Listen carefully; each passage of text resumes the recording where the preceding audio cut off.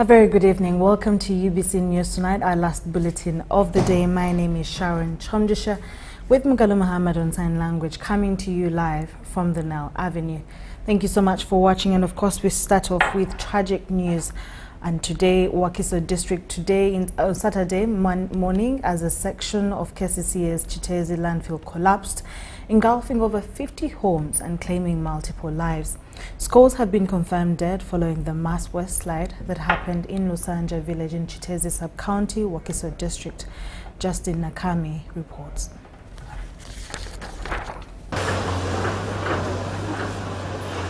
This catastrophic event occurred early this morning, around 7 a.m. in Lusanja village, located in Chitezi Parish, Wakiso District.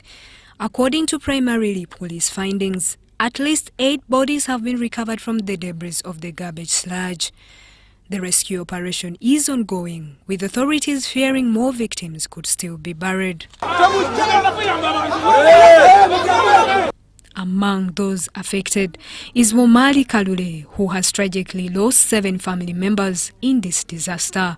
So far, 3 bodies of his dead relatives have been recovered, but Kalule is pleading with the government to increase manpower to expedite the evacuation process. Mama abadde awonye ate naddayo mu nnyumba okunona abazzukulu n'abaana be takomyewo. Abazzukulu 3 n'abaana be 4. Era afiiriddeyo omwana wetu akafunako omu n'abazzukulu 2. Another victim, Namata Jacqueline, who lost 4 family members, attributes this to corruption within the country. She expressed her anger, stating that despite promises, the affected families were never resettled due to corruption. Awantu wano bali mu programu egulawo.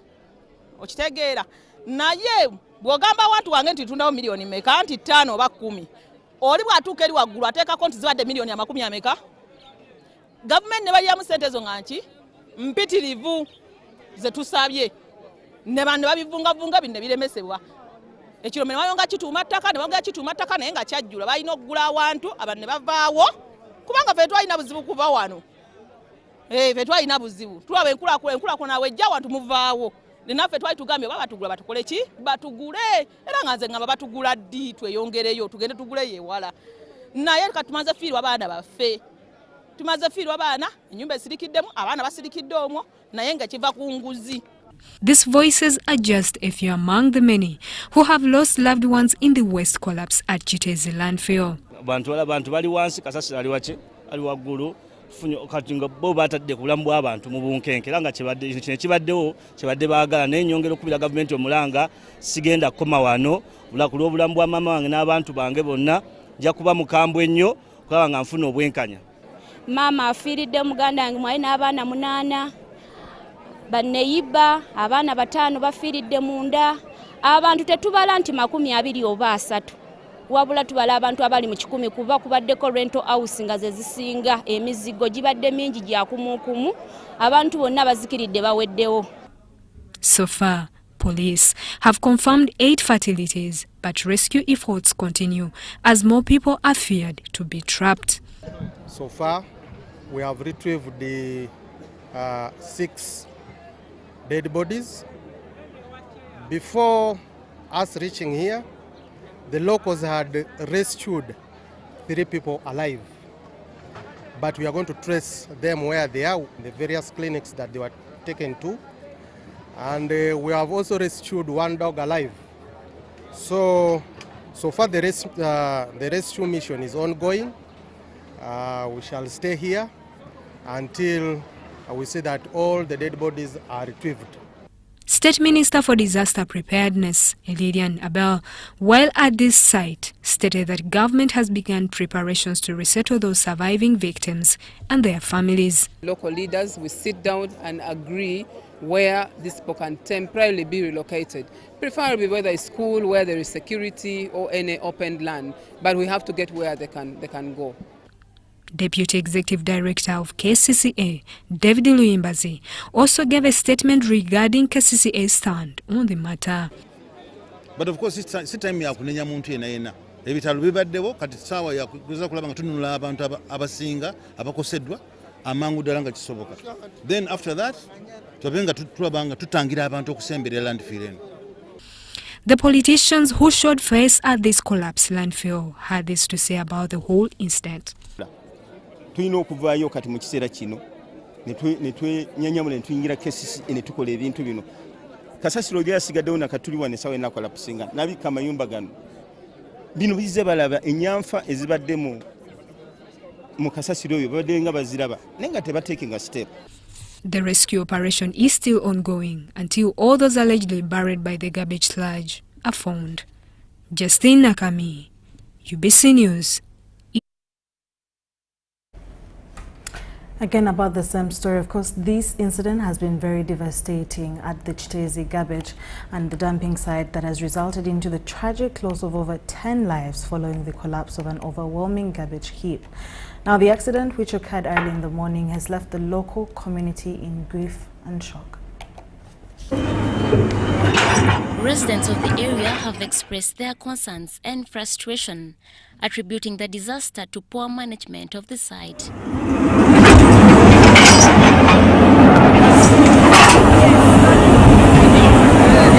Despite numerous efforts to rescue those trapped under the debris, many believe that more needs to be done to retrieve the bodies of those who perished in the collapse.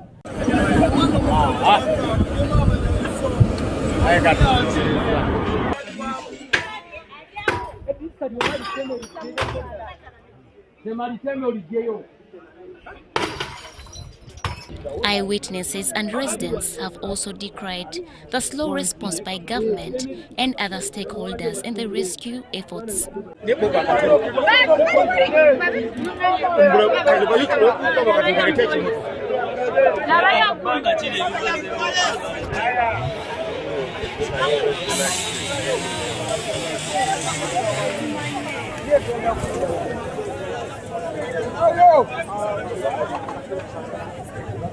Onlookers and locals were visibly distressed by the delay, as time was essence in saving those who are still alive.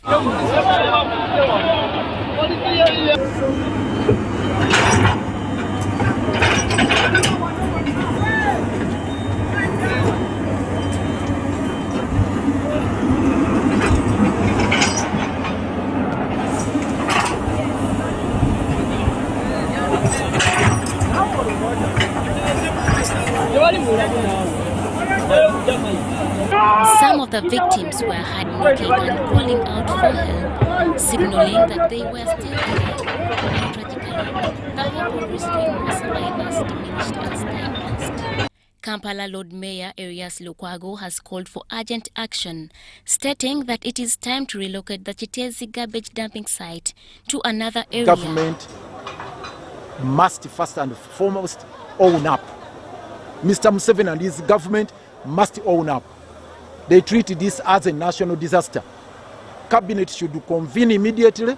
Parliament should convene immediately. They must hold crisis meetings on how to address this national disaster. This is now beyond the KCCA. It's at a national level. And this is what we have always said, that the crisis at Chitezi is beyond the capacity of KCCA. It's a national matter. It's a national tragedy, a national crisis. He emphasized the need to address the safety concerns that have plagued the site for years and prevent such disasters from occurring in the future. Institutionally speaking, yes, we take responsibility. Why? This is a disaster which has been here for a long, long time. It was bound to happen. Where I exonerate myself and my colleagues in the political leadership, we have not been quiet. We put the country on a red alert and singled out the particular individuals who are responsible for this. We brought all the information and we said we are just squandering 4 billion towards maintenance of Chitezi, which ordinarily would go elsewhere, particularly development of a modern landfill at Dundu. That's where we should relocate our resources. 136 acres, they are lying idle there.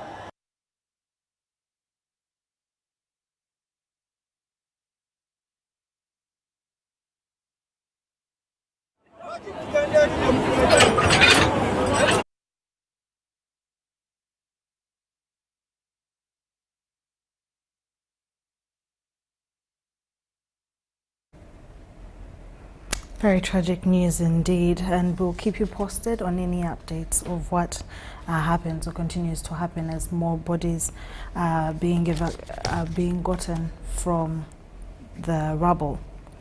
Moving on from that, the Minister of State for Mineral Development, Fiona Nyamtoro, has emphasized the need to enhance the education standards in the West Nile region of Uganda. Speaking at a fundraising dinner for Bishop Orombi ICT Complex at the Arua Best UCU campus, Minister Nyamtoro highlighted the importance of education as a cornerstone for regional development and urged stakeholders to invest in educational infrastructure.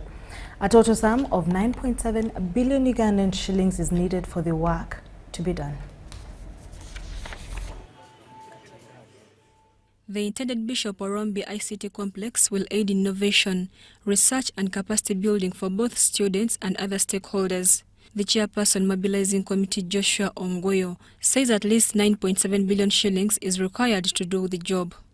When you look at the ICT complex, it will have ICT infrastructure that is geared towards socioeconomic transformation, where we will have young people, teachers, primary and secondary schools, trained in various aspects of using digital means, but also there will be lecture rooms all in there, and we will encourage research.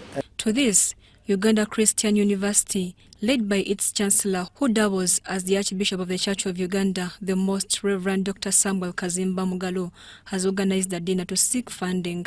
However, this vision cannot be realized without the collective support of all stakeholders and all men and women of God.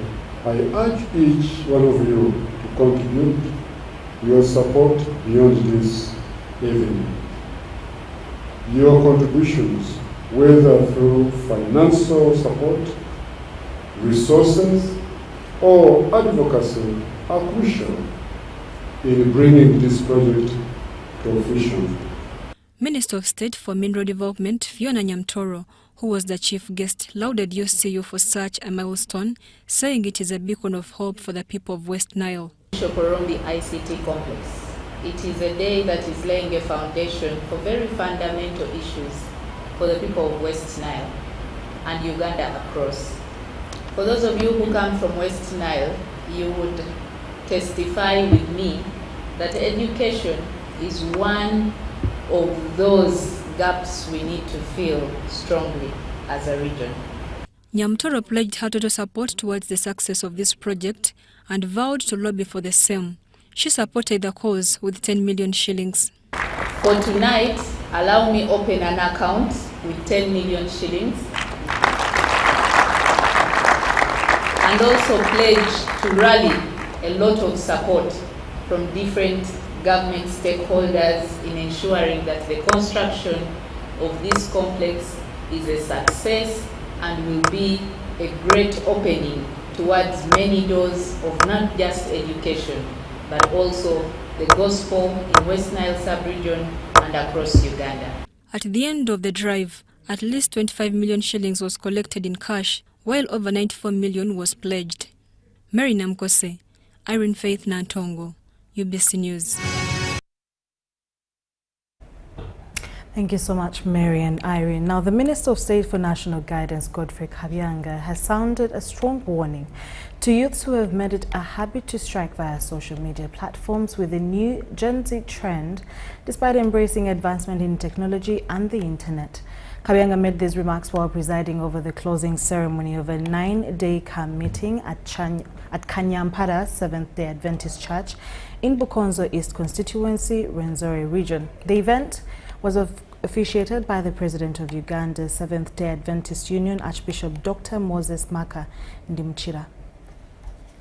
It was a great experience filled with hymns of praise, soothing songs as the Seventh-day Adventist members gathered at Kanyampara Seventh-day Adventist Church in Bukonzo East Constituency to celebrate the annual camp meeting, which saw over 2,000 people convene for a 9-day session.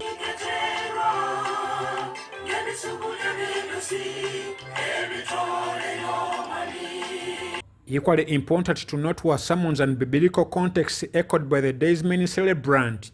Uganda Union President Archbishop Dr. Moses Maka Ndimukira. Verse 28 and 1 Corinthians 4:1-2. And Genesis chapter 1 verse 28 says, and God blessed them. And God said to them, be fruitful. Archbishop Maka called on the congregation to integrate the food for soul and salt received in the 9-day session with healthy living. And in this stewardship, we've been able to notice that it's an all-encompassing aspect that touches our spiritual lives, that touches our social interactions, family and community, that touches also our economic life, and touches even our health and life and body. This year's camp meeting and special prayers held under the theme "Will Go as a Faithful Steward" were held in a camp setting with tents and tarpaulins erected all over the place. Presiding over the closure of the camp, the Minister of State for National Guidance, Godfrey Kabyanga Baluku, welcomed the idea of youths embracing advancements in technology, however warned them not to be victims of Computer Misuse Act with a growing trend of Gen Zs that awash social media platforms. So if they have started embracing technology, then we know that the future will be so good for them. Are you using it to develop yourself? Are you using it to develop society? If you are using it for those, it's the way to go. But if you are using it to destroy society, then we shall come to you. Kabyanga was later joined by his counterpart General Wilson Mbadi, the State Minister for Trade, who urged the Rwenzori region residents to ensure peace, sanity and unity. Nothing can succeed without peace and security, because people will be very busy thinking about how they are going to survive the conflicts than thinking about going to the gardens to dig. The two ministers jointly urged the people to refrain from engaging in two dubious acts, but to embrace government programs for sustainable development. I think government has about maybe like something like 400,000 jobs in these government departments and ministries and agencies. On about 400,000, maybe 400 or 500,000, including the soldiers, the policemen, the prisoners people. But how many graduates are coming out of university every year? Why can't you take care of things which contribute to socio-economic transformation? Government has given you money for PDM. Because God works through others, through government, through other people. God has worked through God. They have given you money for PDM. Are you multiplying it? The event also witnessed new converts join the Seventh-day Adventist Church.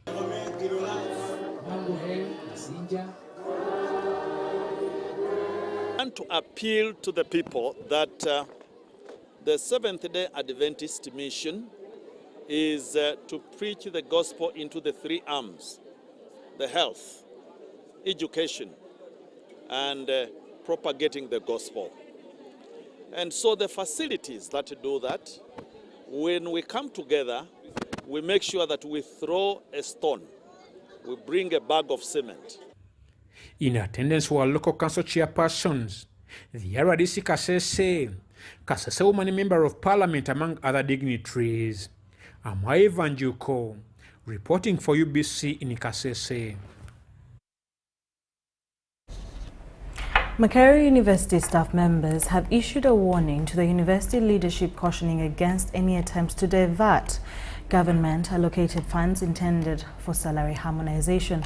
The members of staff are protesting management's unilateral decision to postpone the salary harmonization that was scheduled to take place in July 2024.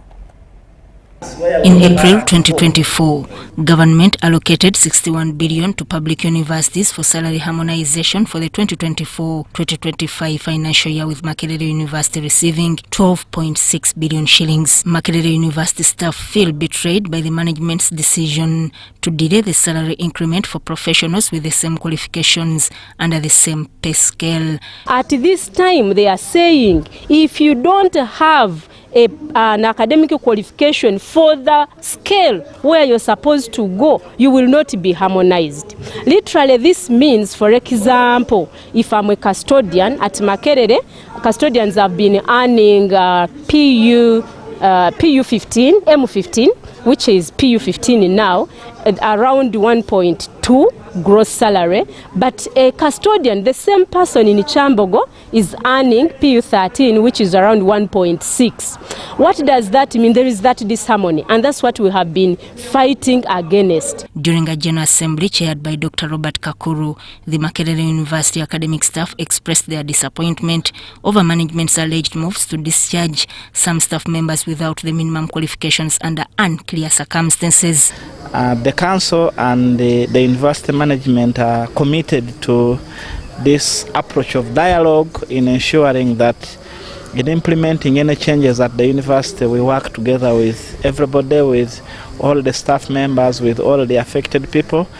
And I believe we have been able to touch the important issues, and the issues which we could not resolve here, we have documented them and we will be discussing them with the appointments board and the university council. The staff are concerned about the management's actions, which seem to undermine the trust between the administration and the employees. There was a requirement that staff who are going to be redesignated, that they should face again the appointments board in form of an interview. We found that a little bit, members found that a little bit unfair, and they requested the members, the representatives to the University Council to present these matters to the appointments board and request for that waiver, so that staff who are being redesignated should not face the appointments board again. The university administration will continue to engage in dialogue with staff and address any challenges in policy implementation. Sudat Kaye, UBC News. Thank you so much, Sudat Kaye. Minister of State for Youth and Children Affairs, Balam Bargahara-Tenyi, has called upon Ugandan youth and Africans in general to embrace African cultures through art and film rather than foreign cultures. Balam was officiating the Africa Image Conference of Africa and Monologue Challenge at Uganda Communications Commission. The challenge has drawn 10 participants from 10 African countries. Details for that. So we are at Uganda Communication Commission this morning to commission and also to launch and also to welcome the winners of the Africa Monologue Challenge who are in Kampala to take part in a competition that is redefining Africa. Grace Kabayo, a presidential advisor who was the host of this monologue, advised the 10 participants to value their various cultures, practice humanity, and unite as one Africa through art, film, and content. First, value what you have. Right from yourself, who you are, where you've come from, and let nobody deceive you by diverting you to tribalism or nepotism or what. No way. Value what you have, whatever it is, then make the best out of it. Once you do that, you are innovative. The 10 participants from the various countries expressed different views and ideas on film and art, all in a bid to reinvent the original Pan-Africanism. Africa is not a problem to flee from. It is our home. It is a story we're constantly writing. We are not beggars. We are builders. We are creators. We are visionaries. Everything is within us. Leaders that will encourage Africans to intertrade, to have one African market, to take control of their own resources, because this is how Africa is going to grow. The whole image of Africa is a powerhouse woman from Zambia who built a school in her community. Because she wants to see the children in the community receiving quality education. The real image of Africa is a young man from Cameroon who uses the resources in his hands to create very beautiful things. The Africa Image Conference was under the theme, Rebranding Africa, Changing the Narratives. For UBC News, I'm Charity Nahabwe. All is set for the consecration of the Bishop of Bunyoro-Kitara Diocese, Reverend Canon Jacob Ateireho, come Sunday, 11th August 2024, which happens to be tomorrow. Now, the function to be held at St. Peter's Cathedral Conventional Grounds, Duhaga in Hoima, Oil City, will be presided over by the Archbishop of the Church of Uganda, His Grace Dr. Stephen Kazimba Mugalu. Final preparations for tomorrow's event are underway, with the majority of the service providers said to be camping at the site. While addressing journalists at the Duhanga Convention Grounds, the outgoing Bishop, Right Reverend Samuel Kahuma Abori, said that over 40 bishops from different dioceses across the country will grace the event, with President Yoweri Kaguta Museveni expected as the chief guest. We have so far 43 bishops and their spouses who have confirmed that they are coming. And of course they'll be led by His Grace, the Archbishop of the Church of Uganda, who will preside over the consecration and the enthronement service on Sunday. And the chief guest to preside over the ceremony will be His Excellency, the President of the Republic of Uganda, General Yoweri Kaguta Museveni, whom we invited, and we hope will be coming. Bishop Kahuma will on Sunday officially hand over office to the incoming Bishop, Right Reverend Jacobo Ateireho, after serving for 8 years. It doesn't always happen that by the time a bishop retires, his successor is elected. For that reason, I am so grateful and thankful to the process, the members of the church who prayed, and the system. He, however, cautions his predecessor to ready himself to solve some of the challenges faced by the diocese, citing out encroachment of the church land as the key burning issue. According to Bishop Kahuma, the diocese has over 700 churches, but only 100 have land titles. Joseph Birubona, the chairperson of the National Organizing Committee, says that Christians have generously contributed resources for the ceremony. We had a budget of about 468 to 470 million shillings. We got a pledge out of that of 459 million, call it 460. If you are marking an exam, you can see the performance of that. Then we collected. Money is still coming in. In fact, even as I start talking now, money is still coming on our bank account, so I cannot give a final figure. Reverend Canon Jacob Ateireho was elected the 6th Bishop of the Diocese of Bunyoro-Kitara by the House of Bishops of the Church of Uganda on April 17, 2024, that sat at St. Daniel Uganda Missional Center in Reza. He was later pronounced as the Bishop-elect by the Archbishop of Church of Uganda, His Grace Dr. Stephen Samuel Kazimba Mugalu. The diocese started on October 28, 1972 after being carved from Rwenzori Diocese. Story compiled by George Nyonzima for UBC News.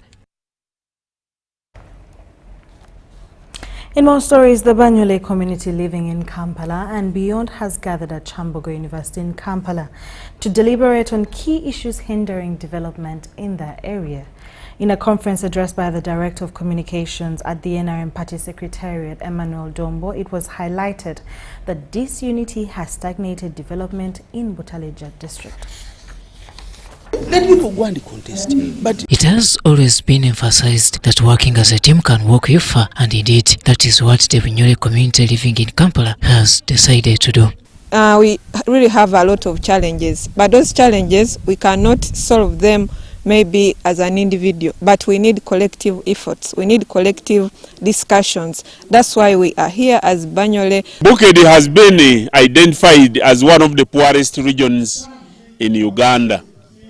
And when you come to Bukedi, Butaleja district, we are even poorer than the average poverty in Bukedi district.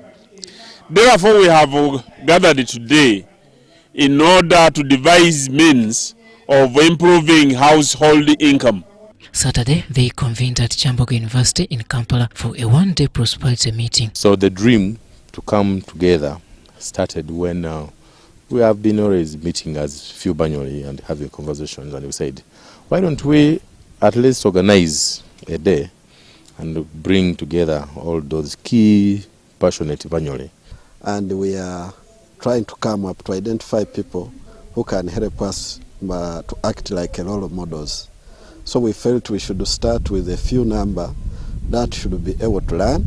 Then they go and implement whatever we have learned from this workshop at the district level. Been studying about dairy production and productivity. We have been talking about value addition. We're also talking about services and attracting the young people, instead of looking for jobs that are not there, to get back to Butaleja, because there are very many jobs that we haven't identified yet.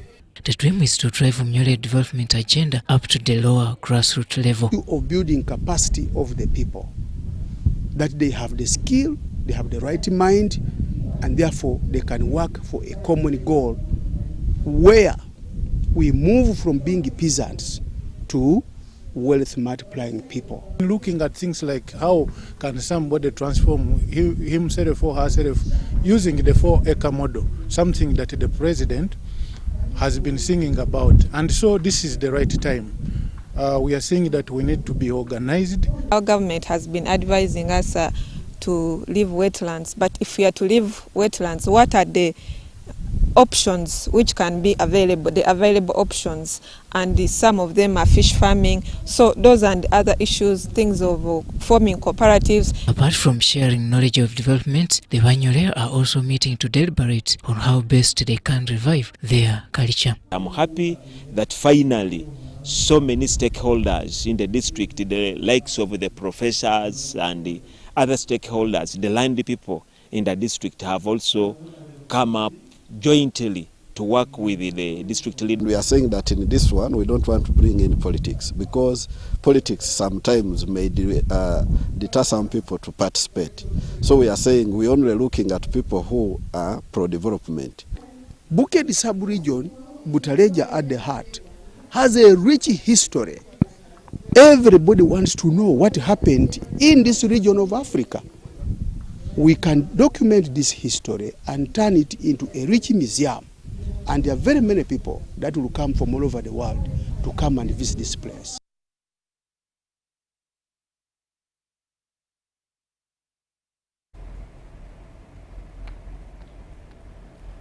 In a significant step towards transforming education in Uganda, the Ministry of Education, in collaboration with South Korea, has launched the Spiritual Quotient program, a groundbreaking initiative designed to equip educators with tools and knowledge to foster growth-oriented mindset in students.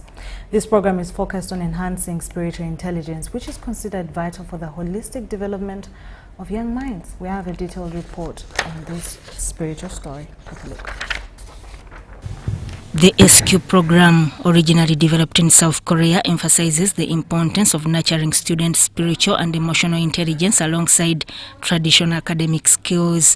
This initiative recognizes that education should not only be about intellectual development, but also cultivating inner qualities such as empathy, resilience, and a strong moral compass. The specification, we can do customization. For example, this one.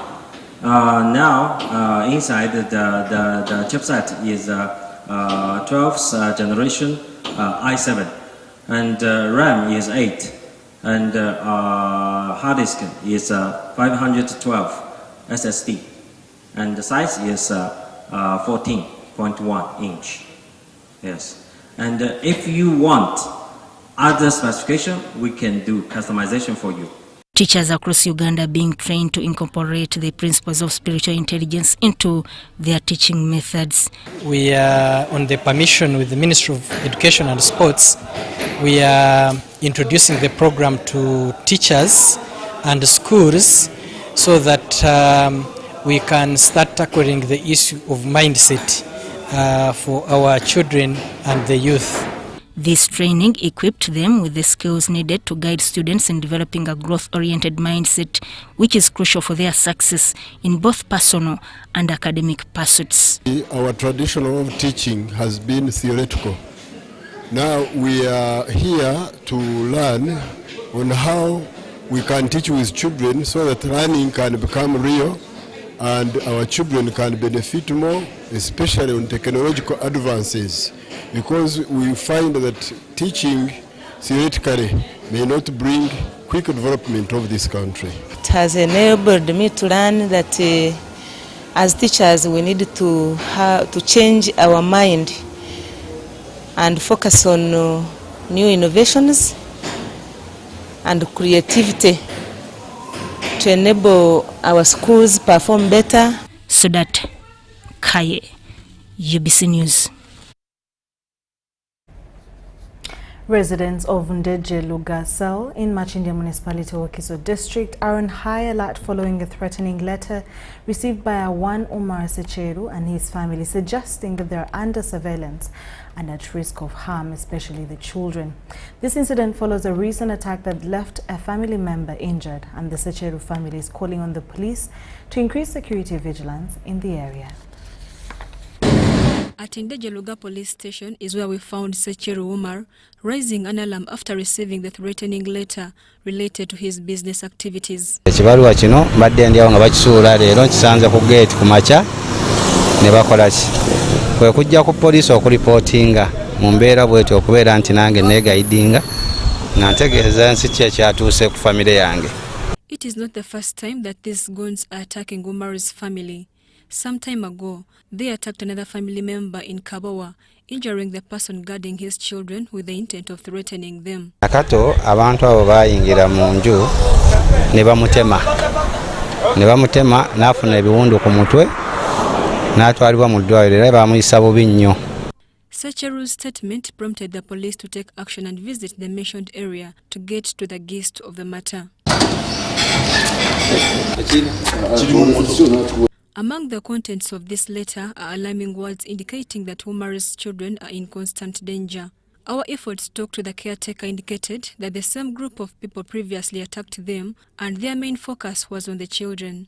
That night, I was sleeping with these children. Then, from the other room, my sister was screaming, Arabi! Then I woke up. When I woke up, the guy was in front of me. I got stranded and started to panic. I wanted to scream, and he was like, shh. My sister continued to scream again. And I think this guy wanted to get out.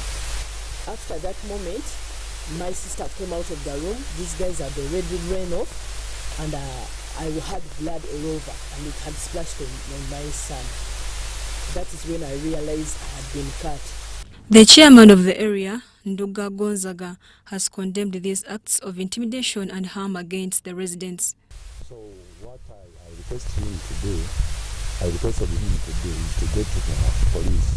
So immediately I called OC, I informed him, and he was like, let him float down to the police and make a statement. Kampala Metropolitan Police spokesperson Patrick Onyango has confirmed that they have received this information and announced that they will begin investigations to protect the threatened family. This is not the first time that the two people attacked his family some time back, and indeed these people also claim in their letter that they are the ones who did that attack. So the investigations have commenced. We are going to trace back from the previous attack up to now, and we are even going to retrieve that old file to compare it with this one and to see what we can get in the old file. Mary Namkose, UBC News.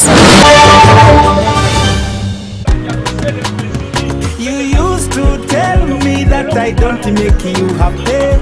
All that time you would be complaining. I'll call you every day, yeah yo, baby, don't.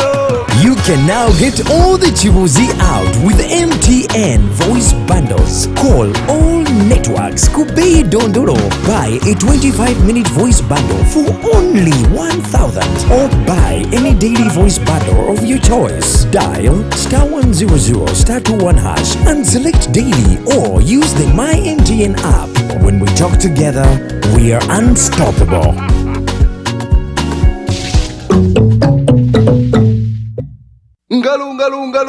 It's true what people say, that when I wash and you wash your hands with soap, we'll have less infections as Ugandans. After all, it's hands that handle money. It's hands that feed us. Hands that prepare soil for farming. Hands that we use to learn. And hands that we use for fun. When I wash and you wash, it means clean hands for all. So, wash your hands with soap and clean water regularly to keep away infections and disease-causing germs. This message is from the National Hand Washing Secretariat with support from UNICEF. Uganda fire! Endiva fire! Our border fire! Uganda! Thank you for showing your fire! Has Nambole Stadium opened its doors once again? While you were moving in, you were the 12th player when Uganda Cranes needed you the most. Through our famous wins against Tubangunda and our unlucky losses, you stood firm, supporting even louder. Now, as Uganda Cranes take on South Africa and Congo this September, South Sudan in October, and play our second legs against South Africa and Congo in November, bring even more fire! Because with your support, Uganda Cranes is unstoppable! Uganda fire! Proudly brought to you by MTN, the #1 supporter of Uganda Cranes. Together, we are unstoppable.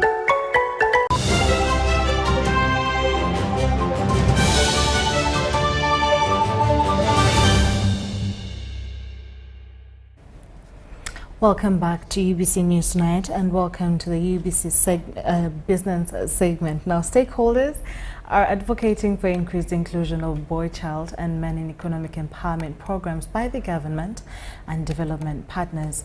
It is argued that many current young men are idle due to inadequate attention given to empower and encourage them in economic aspects, a factor that may have negative impact in the future. This was in Arua City during launch of a new project by Care International in Uganda.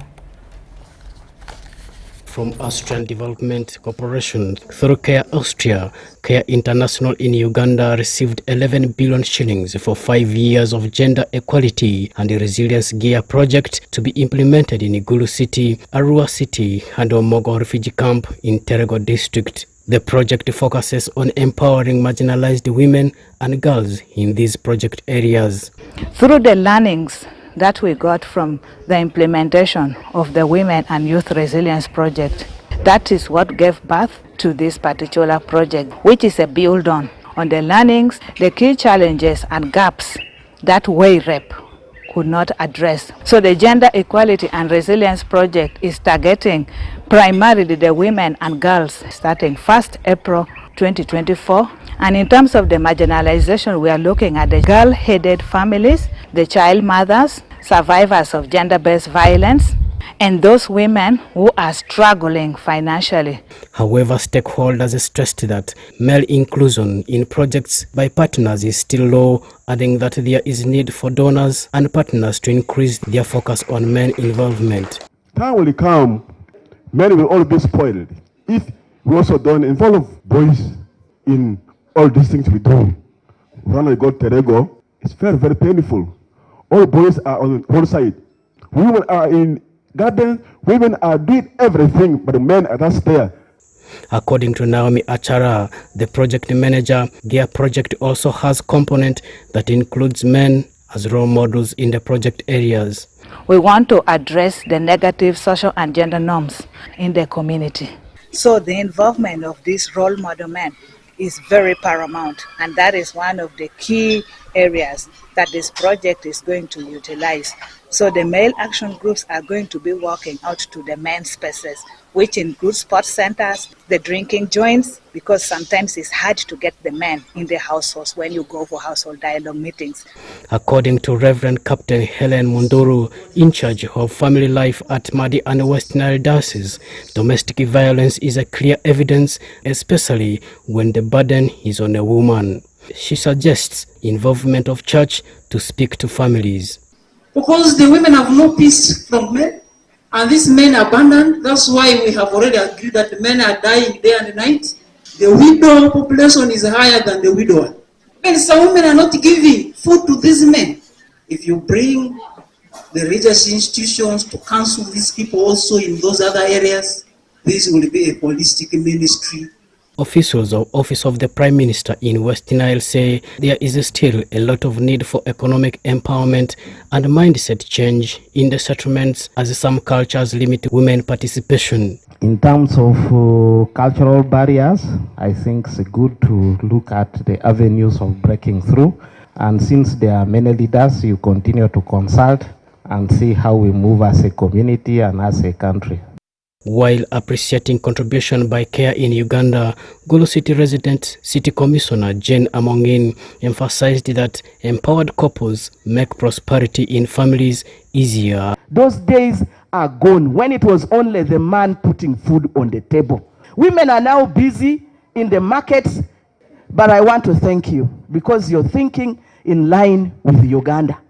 And above all, the passion that His Excellency General Yoweri Kaguta Museveni has for this country, that we shoot poverty direct. The guns have gone silent, but there is still war of poverty. Joseph Wadama, UBC News. Thank you so much, Joseph Wadama from Arua City. Diabetes is a chronic metabolic disease that affects both the young and the old, with the poor being most vulnerable due to limited financial resources for proper management. In response to Lions Club of Kampala, Centro, in collaboration with Kamocha Community Christian Health Center, has conducted a diabetes community outreach to support urban dwellers in Katwe, Machindi and other Kampala suburbs. Take a look at this story.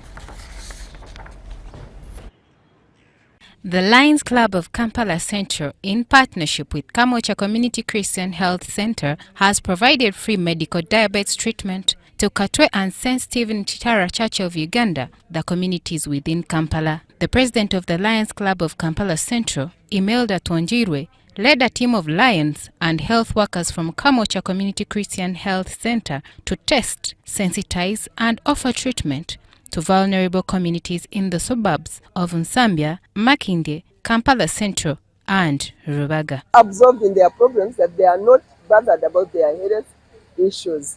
We want to appreciate Stella Church. Today they partnered with us and the entire community who supported us. We've screened over 300 people here, and most of them, there are not most, but there are some of them who have diabetes and they were not aware. We want to call upon all of us, the entire community, especially the country, to take care of our health, make steps to be aware of our status. Let's know the status of our health when we can still care for it. A senior member of the Lions Club of Kampala Central, Israel Manzi, explained that diabetes can be managed and even reversed through careful control of blood sugar levels, diet and exercise. Among those who participated in the diabetes checkup and management initiative were youths, women and the elderly. Up here was so huge. People who cut across all spectrum of ages, the young ones, the middle-aged and the adult. We also have a refugee community of the Sudanese and the Somalis, and you could have noticed that diseases that come along. And in this case, there is hypertension, or call it high blood pressure. And among the things we were screening today, it is among. Over time, high blood glucose levels can damage the body's organs, leading to complications such as heart attacks, strokes, and problems with the kidneys, eyes, gums, feet, and the nerves. So proud and glad to the numbers that have turned up today for this activity. And we are encouraging people to live healthy and change their lifestyles. Communities to come and attend this exercise, and also to usher them in as I counsel them about what was going to take place. The main cause of diabetes varies by type, but regardless of the type, it results in excess sugar in the blood, which can lead to serious health issues.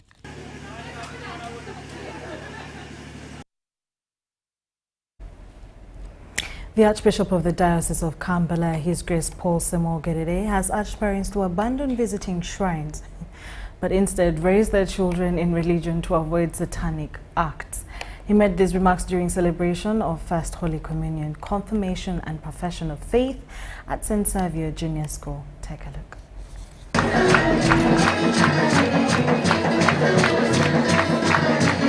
The Archbishop of Kampala Diocese, His Grace Paul Semogedede, has completed a pastoral visit to St. Savio Junior School in Kisubi. During the visit, the Archbishop blessed 179 students upon completion of their course. During our Satan and all his works, always empty promises. I do. Do you believe in God, the Father Almighty, creator of heaven and earth? I do. Do you believe in Jesus Christ, his only Son, our Lord, who was born of the Virgin Mary, suffered death and was buried, rose again from the dead, and is seated at the right hand of the Father? I do. The Archbishop reiterated his message to parents, encouraging them to raise their children within the faith to protect them from negative influences. Please avoid this worshipping of idols. They can even tell you, you have cancer and you have to go to hospital to be treated cancer, and people will tell you, somebody is bewitching you. You go to worship the idols, you'll get better. And you go to the witchcraft and you die. Because there's nothing to worship in the idols. Go ahead. He also advised the pupils to avoid violence and jealousy, as these are sources of satanic acts. The devil is after you to do all these bad things. Today, as you receive the sacrament of confirmation and other sacraments, ask God that God may protect you from these evils, and become decent men and women, God-fearing and loving God. The principal of St. Savio Junior School, Brother James, explained the significance of Holy Communion, confirmation, and profession of faith, and urged parents to keep their children safe. The child is empowered by receiving the gifts of the Holy Spirit. And after someone has received the Holy Spirit, becomes courageous enough to participate in church activities. Gets the courage, the wisdom, the understanding to move forward, to be part of the church, to be one of the evangelizers. For UBC News, I'm Charity Nahawe and Vic. Government has been asked to consider not only the requirement for teachers to hold degrees, but also the quality of the institutions that will be training these educators. Concerns have been raised about the current state of some teacher training institutions, with reports of inadequate facilities, demotivated lecturers, while many could undermine the effectiveness of the proposed policy.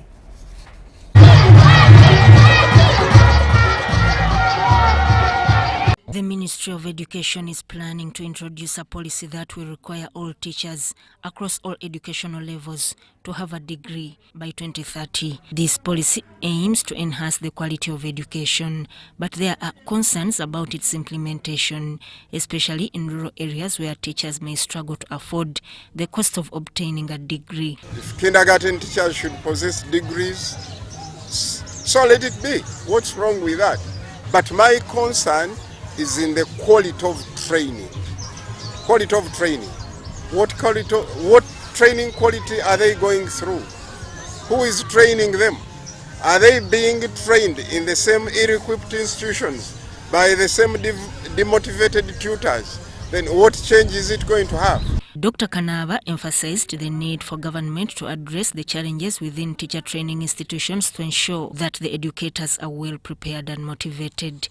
Government should look at and focus on improving the teacher training institutions, improving the universities where those teachers are going to be trained, equipping them with the facilities necessary to produce a quality teacher, equipping them with a human resource in forms of lecturers and teachers needed to produce a quality teacher. The administrator of St. Marcelino Academy, Christine Nabukela, highlighted the importance of providing a well-rounded education that helps young learners discover their talents. Basically, to improve on the talents of our children, we looked at talent search. At St. Marcelino Academy, we not only look at formal education, but we also look at co-curricular activities. These co-curricular activities are swimming, dancing, ball games.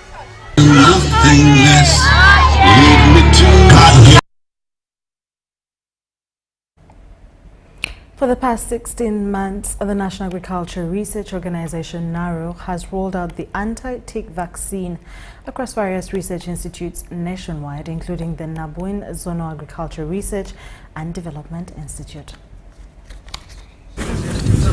Nabwin Zonal Agriculture Research and Development Institute is one of the government agencies that has successfully conducted anti-tick vaccine trials. The Director General of National Agricultural Research Organization, Dr. Yonabaguma, attributes this success to dedication and expertise of the scientists involved. It is geared towards ensuring that the tick does not lay eggs to produce more, to hatch into more ticks that then are going to attack. Pace of 16 months in this trial, they have not even been able to spray even once. But even without any spray in this trial, we have been able to see that the tick burden has significantly declined. The animals have continued in good health. The animals have continued to reproduce normally. The animals have given birth to healthy calves, and the animals are moving well. And this is a major breakthrough for the livestock farmers in that this vaccine is going to transform the sector. In fact, it's a game changer for the sector. Dr. Baguma expressed his admiration for the scientists at Nabwin Zadi who have made significant progress in developing varieties of simsim, maize, sunflower, green gram, cowpeas, sorghum, and millets, all adapted to the local conditions of Karamoja. We've been able to see a trial whereby they're evaluating very promising varieties of sunflower, very promising varieties of simsim, very promising varieties of sorghum, and other very many promising varieties of maize.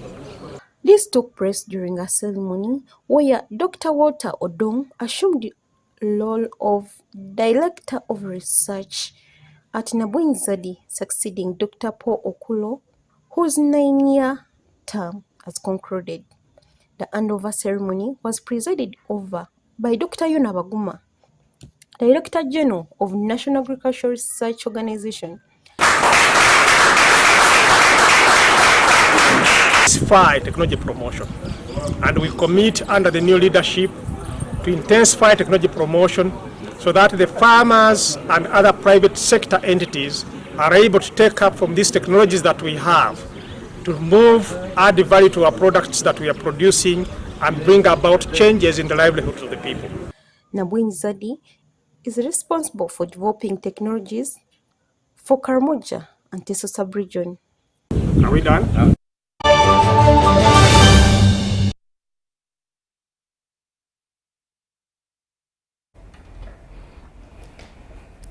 From the sports desk, there's need to leverage sports to unlock and promote children's talents with focus on nurturing young talents to help them realize their potential.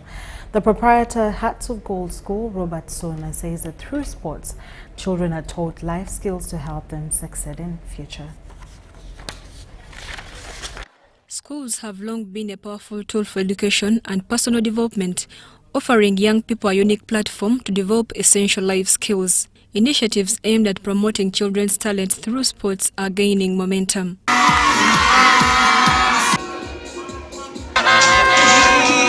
Through sports, children learn much more than just the rules of the game, but also focus on developing teamwork, discipline, resilience, and self-confidence in the young athletes.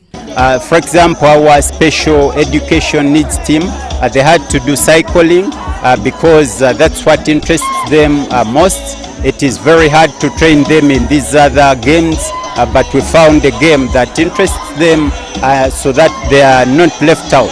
But overall, the games were targeting different skills such as social skills, teamwork, collaboration, endurance, and also, critical thinking, creative thinking. Sona Robert, the head teacher Hearts of Gold, says they are working on elevating these young talents to help them reach international levels. But if we identify that a learner has a certain talent in a particular co-curricular activity, we invite the parents, we engage them, and we tell them this child needs to concentrate on this club because they are really budding in that area, and we want to make sure that we equip them with more skills, and parents have always been very happy. So we are not just leaving it at this, but we want to take it to another level.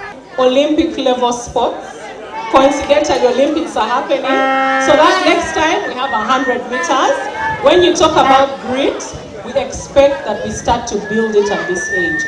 He adds that through sports, they have realized great improvement in academics. You have to make sure that you follow the rules very well. You have to make sure that you practice, in order for you to be able to achieve. So hard work, determination, endurance, focus, and so many other skills are required. And in fact, those very skills are they now transfer into the classrooms, and you always see learners improving. This was during a sports day held at Hearts of Gold Elementary School held in Luzira. Mary Namkose, UBC News.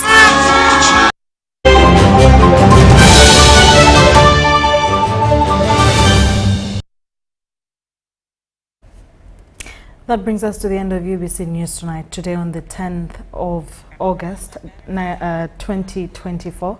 My name is Sharon Kyomugisha with Mugalu Muhammad on Sign Language from the team, and I have a beautiful night. Bye-bye.